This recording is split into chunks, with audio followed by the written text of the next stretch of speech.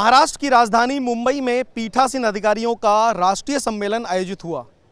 अखिल भारतीय पीठासीन अधिकारियों का ये 84वां राष्ट्रीय सम्मेलन था, जिसमें विधायिका से जुड़े कई महत्वपूर्ण मसलों पर विस्तार से चर्चा हुई, सहमति बनी। सबके जहन में एक ही सवाल कि कैसे विधायिका की तस्वीर को और बेहतर किया जा सके।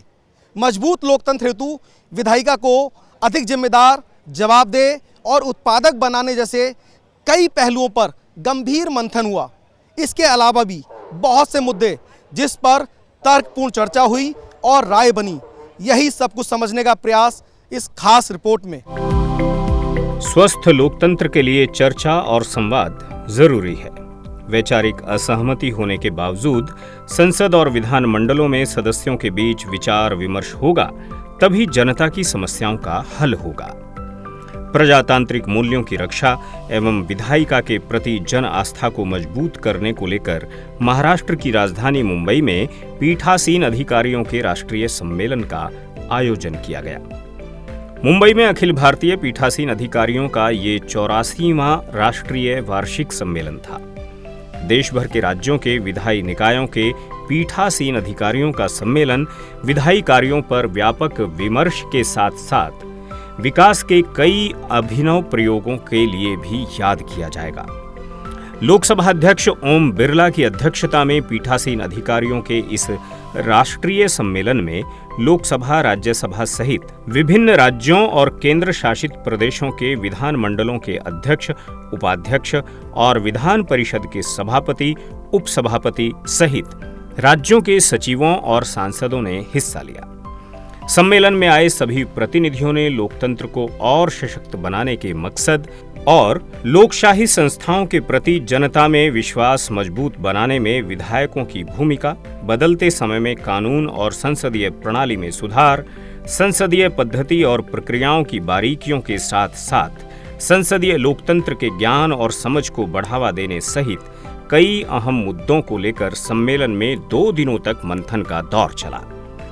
इस राष्ट्रीय सम्मेलन में विधायिका को अधिक प्रभावी, जवाबदेह और उत्पादक बनाने की आवश्यकता, समिति व्यवस्था को अधिक उद्देश्यपूर्ण एवं प्रभावी के साथ साथ समिति प्रणाली को नया रूप दिए जाने को लेकर गंभीर चर्चाएं हुई।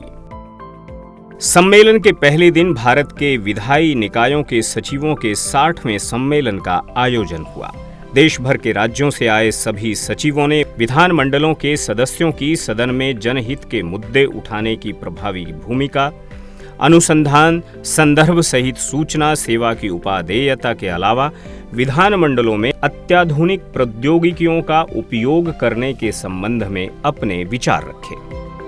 We have had an amazing journey of transformational changes in the Rajya Sabha Secretariat so far.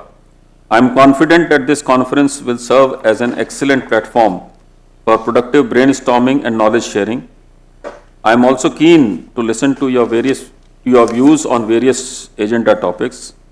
In this Amrit Kaal, let us acknowledge that the key to establishing an institution par excellence is its adaptability to change. Let us all pledge to imbue this spirit within our respective secretariats. Sansad TV has taken an initiative to provide their telecast in different languages using AI. That is something that you will also see in the very near future, where artificial intelligence will be used to telecast our proceedings in different languages of our country and not necessarily restrict itself to Hindi and English.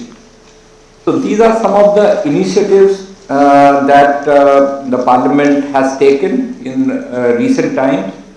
The reason why we chose this as a subject for today, because we have been discussing more traditional issues every time we meet, but this is an age where we have to think in terms of how we can use technology to improve the performance in Parliament, to enhance the efficiency of our own staff and officers, and how do we take it to people at large. Maharashtra की राजधानी मुंबई में देश भर के विधानसभा अध्यक्षों के सम्मेलन से इस बार कई अहम संदेश निकले हैं। 2 दिनों तक चले पीठासीन अधिकारियों के राष्ट्रीय सम्मेलन का शुभारंभ लोकसभा अध्यक्ष ओम बिरला ने किया। इस मौके पर पीठासीन अधिकारी सम्मेलन के प्रमुख और लोकसभा अध्यक्ष ओम बिरला ने सम्मेलन को संबोधित करते हुए कहा कि भारत के प्राचीन ग्रंथों में लोकतांत्रिक मूल्यों का जिक्र है और हमारे संविधान निर्माताओं ने इन मूल्यों को संविधान में समाहित किया है। ओम बिरला के मुताबिक आज जहां दुनिया भर में लोकतांत्रिक संस्थाओं पर सवाल उठाए जा रहे हैं, वहीं भारत की लोकतांत्रिक संस्थाएं और अधिक मजबूत हुई हैं। सार्वगर्भित ज्ञानवर्धक चर्चा से जो निष्कर्ष निकलेगा उससे हम हमारी लोकतांत्रिक संस्थाओं को और सशक्त करेंगे और मजबूत करेंगे और लोकतांत्रिक संस्थाओं के प्रति जनता का विश्वास भरोसा और बढ़े। इसके लिए जो हमने सम्मेलन में चर्चा की उनके परिणामों से निश्चित रूप से एक नया रास्ता मिलेगा। ये मंच लगातार विधानमंडल की वर्तमान भावी चुनौतियों पर चर्चा करता रहता है और इससे निकले निष्कर्ष, इससे निकले फैसलों ने इस देश की लोकतांत्रिक संस्थाओं को जनता के प्रति और जवाबदेह बनाया है। जनता को लोकतांत्रिक संस्थाओं से और नज़दीकी लाई है। लेकिन वर्तमान में हम प्रयास कर रहे हैं कि लोकतांत्रिक संस्थाओं के प्रति लोगों का विश्वास भरोसा बढ़े। ये लोकतांत्रिक संस्था जनता के प्रति जवाबदेह बने, कार्यपालिका में पारदर्शिता ला सके और अंतिम व्यक्ति के जीवन में कैसे सामाजिक आर्थिक परिवर्तन लाया जा सकता है, उनकी समस्याओं का समाधान कैसे किया जा सकता है। संवाद को लोकतंत्र के लिए सर्वश्रेष्ठ माध्यम बताते हुए लोकसभा अध्यक्ष ने सुझाव दिया कि यदि आवश्यक हो तो नियमों में बदलाव करते हुए ठोस और निश्चित कार्य योजना तैयार की जानी चाहिए, ताकि यह सुनिश्चित किया जा सके कि विधानमंडल बिना किसी व्यवधान के कार्य कर रहे हैं। ये कालखंड हम सबके लिए महत्वपूर्ण कालखंड है। इस कालखंड में देश में कई ऐतिहासिक फैसले हुए, निर्णय हुए। देश में सामाजिक आर्थिक परिवर्तन का नया युग शुरू हुआ है। उस समय राज्य के विधानमंडलों की भी बहुत बड़ी जिम्मेदारी हो जाती है, क्योंकि हमारा संघीय ढांचा इस तरीके से बना हुआ है कि जितने राज्य मजबूत होंगे उतना ही शासन मजबूत होगा। इसलिए हमने राज्य विधानमंडलों की जवाबदेही पे चर्चा की, लेकिन इसके साथ साथ हमने लोकतंत्र की छोटी से छोटी और सबसे महत्वपूर्ण संस्था पंचायत और नगर पालिकाओं को भी के कार्यक्रम को कैसे बेहतर बना सकते हैं, इसके लिए भी हमने चर्चा की। 1921 में शिमला में पहली बार आयोजित हुए अखिल भारतीय पीठासीन अधिकारियों के सम्मेलन ने 100 वर्ष पूरे कर लिए हैं। जिस संसदीय लोकतंत्र की मजबूती पर आज हर भारतवासी को गुमान है, अखिल भारतीय पीठासीन अधिकारियों के सम्मेलन का शुमार उसके नींव के पत्थरों में किया जाए तो कोई अतिशयोक्ति नहीं होगी। 103 वर्षों का गौरवपूर्ण इतिहास बीते 10 दहाइयों के हासिल का जायजा लेने का मौका देता है।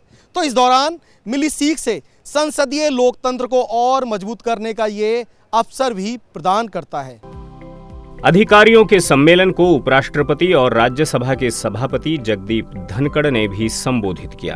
अपने संबोधन में उपराष्ट्रपति ने कहा कि जनप्रतिनिधि के रूप में हमें संवैधानिक मूल्यों के प्रति दृढ़ रहकर कर्तव्यों का निर्वहन करते हुए समाज के आखिरी व्यक्ति के उत्थान के लिए प्रयत्नशील रहना चाहिए। उपराष्ट्रपति जगदीप धनखड़ ने कहा कि चाहे जनप्रतिनिधि हो या संवैधानिक संस्थान, प्रत्येक में विश्वास जताना पीठासीन अधिकारियों की बड़ी जिम्मेदारी है। People have a great role. intelligentsia has a great role, media has a great role. Their response would be most effective disciplining mechanism for those who are rendering legislatures dysfunctional. Through you all, I appeal to legislators also to be abreast of change taking all around, engage in capacity building. They must be inspiration and motivation to others by their exemplary actions. I am happy to note that Lok Sabha, Rajya Sabha and legislatures have taken initiatives to adopt technology. But sometimes we find members insisting that apart from the technology, we must continue with the earlier mechanism also. We must handhold such members. We must provide mechanism to those members. And we must fast head towards paperless working. That I'm sure will happen. To ensure blossoming and flowering of democracy, I call upon legislators and parliamentarians to believe in 4 Ds. These 4 Ds are dialogue, debate, decorum and deliberations. And to keep away, to maintain maximum distance from 2 Ds, disturbance and disruption. I urge the speakers and chairpersons of legislatures to be harbingers of technology. Adopt technology in overdrive, in your personal capacity, in your official capacity, because by doing so, you will be exemplifying by example to the entire country that we have to change with technology. पीठासीन अधिकारियों के राष्ट्रीय सम्मेलन में video conferencing के माध्यम से प्रधानमंत्री नरेंद्र मोदी ने भी संबोधित किया। प्रधानमंत्री ने जनप्रतिनिधियों से अपने राज्यों के कानूनों की बारीकी से जांच करने और ऐसे कानूनों को निरस्त करने का आह्वान किया जिनसे शासन के सुचारू संचालन में बाधा आती है। प्रधानमंत्री ने जनप्रतिनिधियों से भारत के युवाओं को विधायी प्रक्रियाओं में भाग लेने, कानून बनाने में समान भागीदारी बनाने और एक सशक्त राष्ट्र के निर्माण में भागीदार बनने के लिए प्रोत्साहित करने का भी आह्वान किया। भारत की प्रगति तभी होगी जब हमारे राज्यों की प्रगति होगी, और राज्यों की प्रगति तब होगी जब इनकी विधायिका और कार्यपालिका साथ मिलकर अपने विकास का लक्ष्य निर्धारित करेंगे। विधायिका अपने राज्य के ऐसे लक्ष्यों की प्राप्ति में जितनी सक्रियता से काम करेगी, उतना ही राज्य आगे बढ़ेगा। इसलिए समितियों के सशक्तिकरण का विषय आपके राज्य की आर्थिक प्रगति के लिए भी अहम है। साथियों, एक प्रमुख विषय गैर जरूरी कानूनों के अंत का भी है। पिछले 10 वर्षों में केंद्र सरकार ने करीब करीब 2000 से ज्यादा ऐसे कानून खत्म किए हैं जो हमारी व्यवस्था का नुकसान कर रहे थे। कुछ तो बिल्कुल कालबाह्य हो गए थे, एक प्रकार से बोझ बने हुए थे। न्याय व्यवस्था के इस सरलीकरण ने सामान्य मानवीय को मुश्किलों को कम किया है, ईज ऑफ लिविंग बढ़ाई है।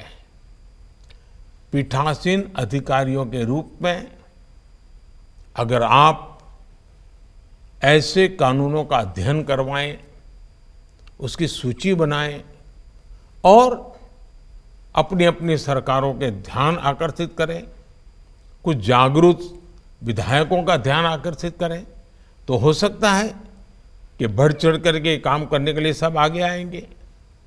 इसका देश के नागरिकों के जीवन पर बड़ा सकारात्मक प्रभाव होगा।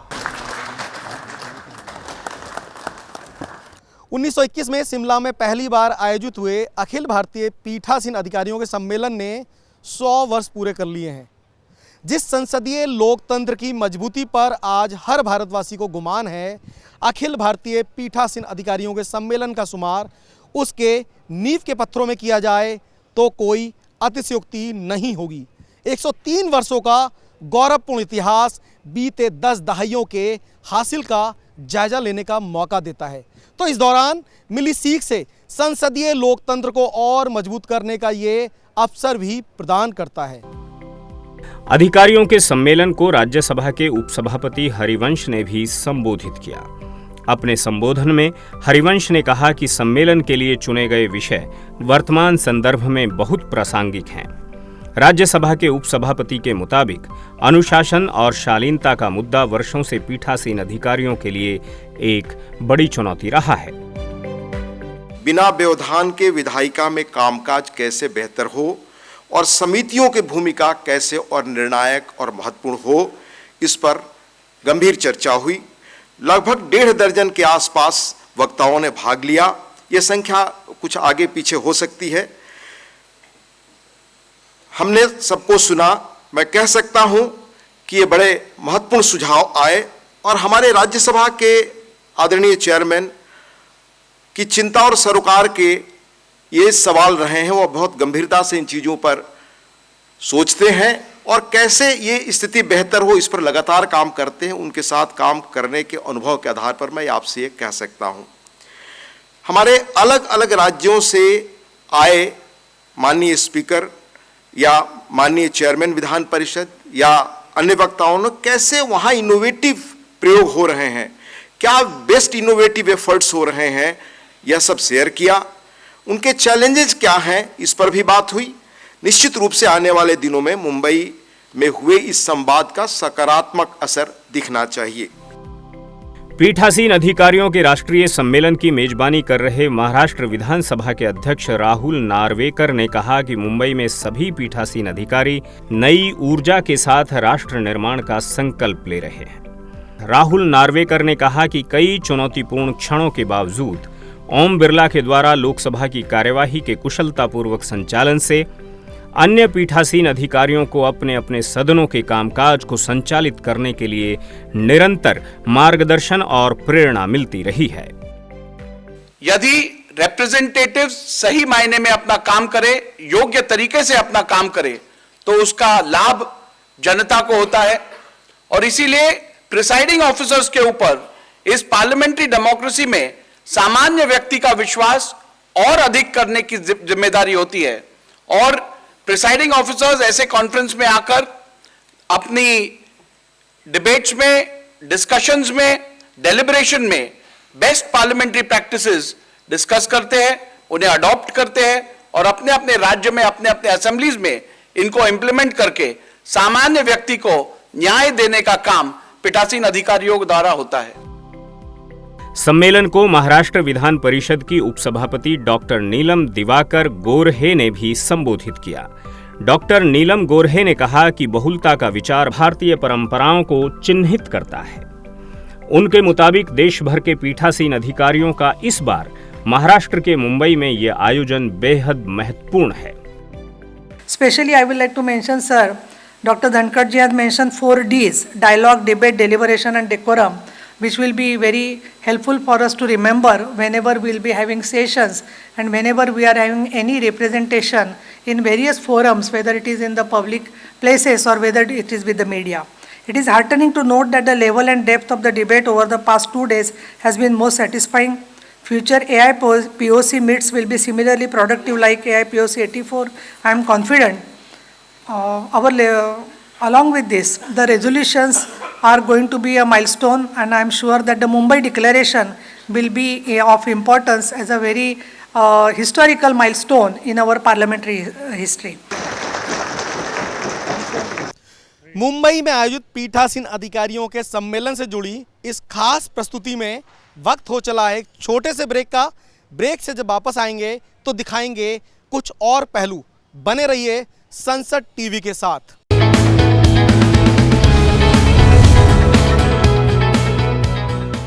मुंबई में आयोजित पीठासीन अधिकारियों के सम्मेलन से जुड़ी इस खास रिपोर्ट में एक बार फिर से आपका स्वागत है। इस रिपोर्ट के जरिए हम ये समझने का प्रयास कर रहे हैं कि मुंबई में किन किन विषयों पर मंथन हुआ और पीठासीन अधिकारियों ने इन विषयों पर किस तरह की अपनी राय रखी। भारत दुनिया का सबसे बड़ा लोकतंत्र है। सदनों को लोकतंत्र का मंदिर कहा जाता है। इसकी गरिमा बनाए रखने से लेकर पीठासीन अधिकारियों के जिम्मे तमाम अहम भूमिकाएं होती हैं। वे सदस्यों के अधिकारों के संरक्षक और अभिभावक होते हैं। इनका सबसे बड़ा संगठन विधायी निकायों के पीठासीन अधिकारियों का सम्मेलन है। पीठासीन अधिकारियों के सम्मेलन में महाराष्ट्र के राज्यपाल रमेश बैस भी शामिल रहे। इस मौके पर राज्यपाल ने भी पीठासीन अधिकारियों को कई अहम सुझाव दिए। अपने संबोधन में राज्यपाल रमेश बैस ने कहा कि विधान मंडलों ने हमारे संघीय ढांचे को मजबूत बनाने में महत्वपूर्ण भूमिका निभाई है। आज भारत में सशक्त रूप से स्वतंत्र प्रेस, राजनीतिक दलों की एक मजबूत प्रणाली, एक स्वतंत्र और सक्रिय न्यायपालिका, एक राजनीतिक सेना और एक संपन्न नागरिक समाज है। इन लोकतांत्रिक संस्थाओं की संस्थागत प्रभावकारिता संदेह से परे है। 29 वर्ष की औसत आयु के साथ भारत दुनिया का सबसे युवा देश बनकर उभरा है। हमारे युवाओं को हमारे राज्य विधानमंडलों से बहुत उम्मीदें हैं। हमें यह ध्यान में रखना होगा कि हमारी विधायिकाएं और सदस्य भावी मतदाताओं की इस युवा पीढ़ी के प्रति जवाबदेह है। हमें अपने युवा नेताओं के मन में संसदीय लोकतंत्र के प्रति विश्वास पैदा करना और उन्हें अपनी कार्यप्रणाली में हितधारक बनाना होगा। भारत में लोगों की आकांक्षाएं लगातार बढ़ रही है। इस आकांक्षी भारत के अनुरूप हमारी विधायी संस्थाओं से लेकर प्रशासन तक, हमारी व्यवस्थाओं को विधि और नीति निर्माण से लेकर उनके क्रियान्वयन से ज़्यादा गतिशील, उत्तरदायी और लक्षणमुखी होना अनिवार्य है। आज के नए भारत के लिए हमें संस्थाओं को अधिक प्रभावी, कुशल और तकनीकी रूप से समृद्ध करते रहने की आवश्यकता है। महाराष्ट्र के मुख्यमंत्री एकनाथ शिंदे ने कहा कि भारत में लोकतंत्र और देश के विकास में महाराष्ट्र हमेशा अग्रणी रहा है। महाराष्ट्र ने भारतीय लोकतंत्र में अमूल्य योगदान दिया है, जिस पर राज्य के लोगों को बहुत गर्व है। संसदीय लोकतंत्र को मजबूत करने तथा आम जनता के प्रति उत्तरदायी बनने की दृष्टि से यह परिषद निश्चित रूप से ऐतिहासिक होगी, ऐसा मुझे विश्वास है। हम सब जानते हैं कि संसदीय लोकतंत्र में विधिमंडल, कार्यपालिका और न्यायपालिका की महत्वपूर्ण भूमिका है।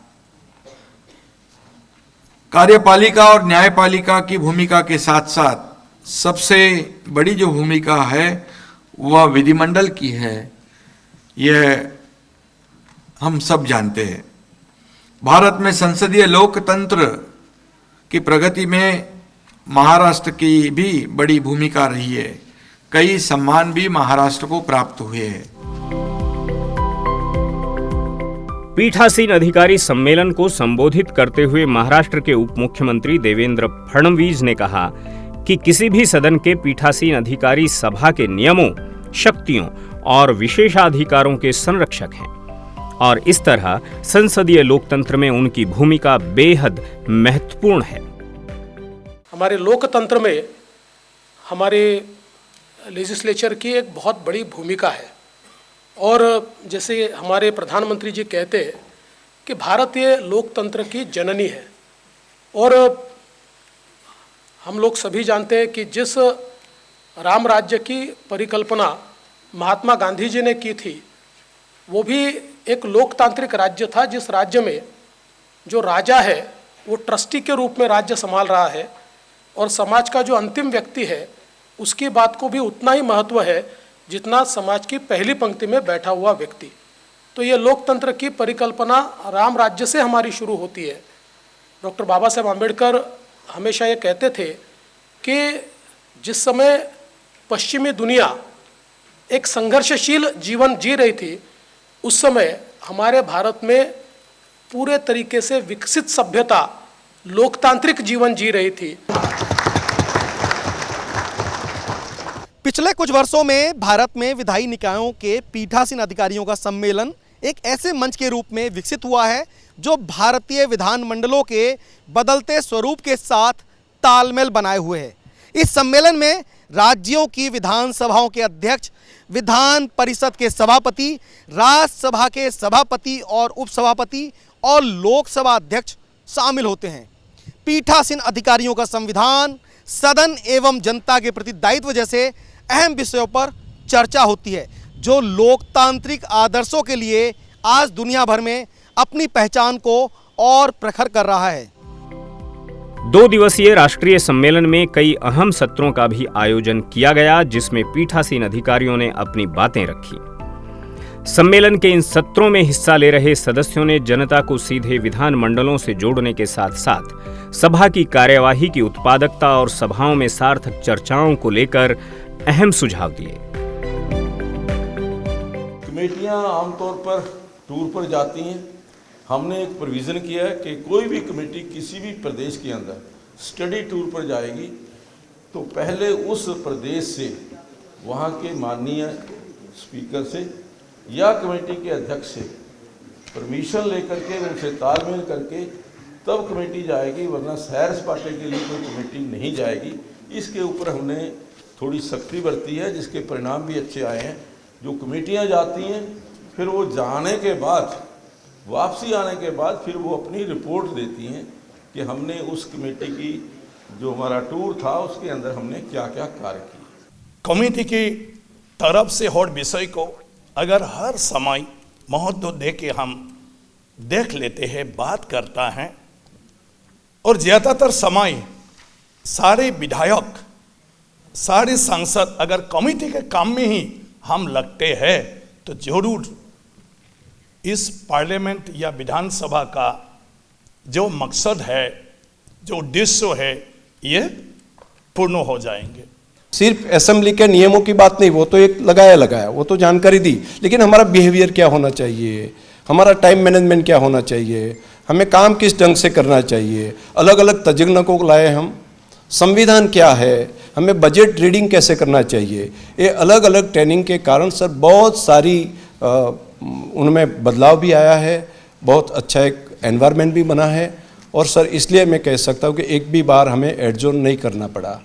मान लो कि हाँ प्री प्लान करके आते हैं तो भी पता चल जाता है, मीडिया को भी पता चल जाता है कि हाँ ये प्री प्लान करके आए और ये निकल जाएंगे, लेकिन पब्लिक को भी पता चलता है, उनको भी पता चलता है, लेकिन बिना कारण ऑपोज पार्टी बोल रही है उनको बोलने का अधिकार नहीं है, ऐसा नहीं, उनको भी बोलने का अधिकार है। नियम के मुताबिक वो पूरा वो बोले, चर्चा करे, मंत्री को सुनना भी पड़ता है, लेकिन नियम के बाहर कोई चर्चा करेगा तो वैसे एनवायरनमेंट ही ऐसा बन जाता है कि उनको लगता है कि नहीं मैं गलत हूं। बहरहाल मुंबई में आयोजित पीठासीन अधिकारियों के 84वें राष्ट्रीय सम्मेलन में संसदीय प्रक्रियाओं की बारीकियों पर गहराई से मंथन हुआ। संसदीय विषयों की चुनौतियों के समाधान पर विचार विमर्श हुआ। विधायिका, कार्यपालिका और न्यायपालिका के बीच आदर्श समन्वय स्थापित करने को लेकर भी गंभीर चिंतन और मंथन हुआ। सम्मेलन में हुए गहन और रचनात्मक मंथन से पीठासीन अधिकारियों को लोकतंत्र के समक्ष मौजूद चुनौतियों का सामना करने, संसदीय और विधायी कामकाज को बेहतर बनाने में मदद जरूर मिलेगी। मुंबई में आयोजित पीठासीन अधिकारियों के इस राष्ट्रीय सम्मेलन में जिस तरह की विधायिका से जुड़े तमाम मसलों पर गंभीर चर्चाएं हुई हैं, चिंताएं प्रकट की गई हैं और उसके बाद तर्कपूर्ण सहमति बनी है। एक उम्मीद कायम होती है, भरोसा पैदा होता है, जिसके बाद ये मान लेना चाहिए कि आने वाले दिनों में विधायिका की तस्वीर अपेक्षाकृत और बेहतर होगी, खासकर राज्य विधायिका के स्तर पर। इसी उम्मीद के साथ इस खास प्रस्तुति में इतना ही। मुंबई से मुझे मेरी पूरी टीम के साथ दीजिए इजाज़त। नमस्कार।